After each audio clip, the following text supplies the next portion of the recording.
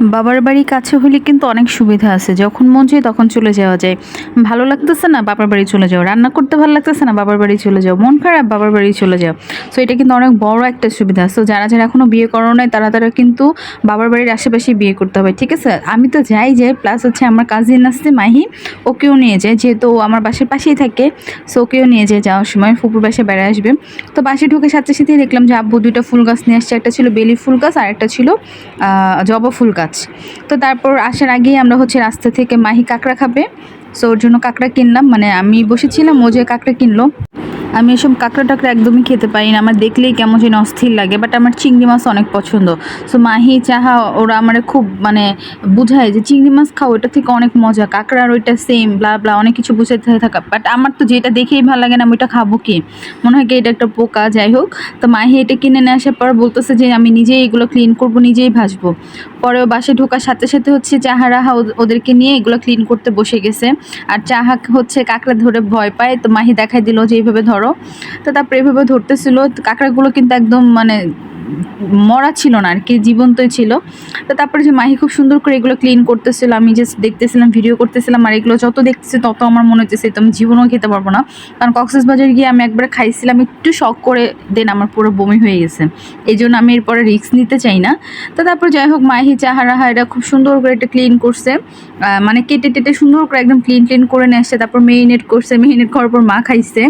মাখানোর পর তারা বসে বসে খাচ্ছিল। আর আমাকে তো অনেকভাবেই রিকোয়েস্ট করছে, একটু খাও একটু খাও একটু খাও। বাট আমি তো বলছি খাবো না। পর আম্মু বলে যে একটু খেয়ে দেখো, আমিও তো খাইতাম না, খারাপ না। তো পরে একটু পা নিয়ে কোনো রকম মুখে দিছি, বাট আমি বলতেছি যে না, আমি এটা খেতে পারবো না, খেলে আমার বমি হয়ে যাবে। আর এই দিক দিয়ে যে রাহা কাঁকড়া খেতে খেতে ওর দাঁত একটা খুলে পড়ে গেছে। ও বলতেছে আল্লাহ আমার দাঁত কই গেলো, তো আমরা হয়তো খেয়ে ফেলছি কিনা। পরে যে দেখি যে না, বিছানার উপর পড়ে আছে। তো এটা একটা মজার ব্যাপার ছিল যে কাঁকড়া খেতে খেতে দাঁত পড়ে গেছে। তারপর সন্ধ্যা থেকে সিনথিয়ারা আসলো, ওদেরকে আমি ফোন দিছিলাম যে আমি আম্মুর বাসায় আসছি, তোরা একসাথে চা খাবো। বিশেষ করে সন্ধ্যা চাটা একসাথে খেতে পারলে খুব ভালো লাগে, বেশি মানুষ হলে আমার কাছে খুব ভালো লাগে। তো এই জন্য ওদেরকে ফোন দিয়ে আসলে ডেকে আনি। তো সেতু ভাই আজকে বাসায় ছিল, সেতু ভাইয়া চলে আসে চা খাইতে। সেতু ভাই আসলে আমাদের মতো হয়ে গেছে, মানে ফ্রেন্ডদের মতো, ঘরের মানুষের মতো। মানে ফ্রেন্ডের হাজব্যান্ড ওরকম কখনো ফিল করি না, মানে মনে হয় যে ভাই ভাই এরকম। তো তারপর আমরা এদিকে নাস্তা খেতে খেতে ওই দিক দিয়ে নিপাপু চা বানাচ্ছিল। সো আমি ওখানে চলে গেলাম একটু চার ভিডিওটা করতে, কারণ চা এরকম বানাচ্ছে এটা দেখতে আমার খুব ভালো লাগে। চায়ের যে এই লিগারের এই কালারটাই আমার খুব ভালো লাগে। তো ওই দিক দিয়ে চা বানাতে বানাতে আমি ফাইহাকে খাওয়াই নিচ্ছিলাম। ফাইহা ঘুমাইছিল, ভাবলাম যে ফাইহাটা খাওয়াইলে আমার মাথা থেকে সব থেকে বড় একটা টেনশন চলে যাবে। তো ফাইহাকে খাওয়াইতে খাওয়াইতে আবার নিপাপু চা নিয়েও চলে আসছে, চাও হয়ে গেছিলো আমাদের। তো আমরা এখন একসাথে চা খাবো আর গল্প করব। আসলে চা খাওয়ার মধ্যে কিন্তু মানে আমি ওই মানুষদের পছন্দ করি যারা আমার মতো চা লাভার। সো চা খেতে খেতে আড্ডা দিতে মজাই অন্যরকম।